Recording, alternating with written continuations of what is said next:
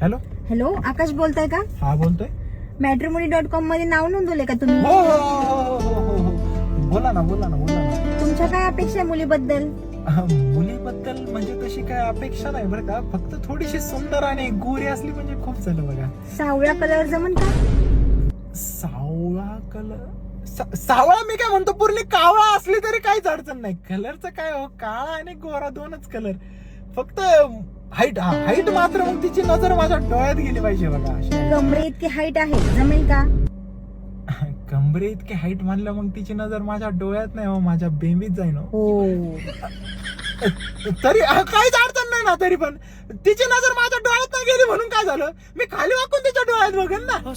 फक्त तिची हाईट माझ्या गळ्यात हात टाकणे इतकी असली म्हणजे खूप झालं. तिला थोडं लॅप पुसायचं दररोज, काहीच विषय नाही. आणि तुम्हाला खरं सांगू का, माझं दिसण्या बाबतीत काहीच नाही, काहीच विषय नाही.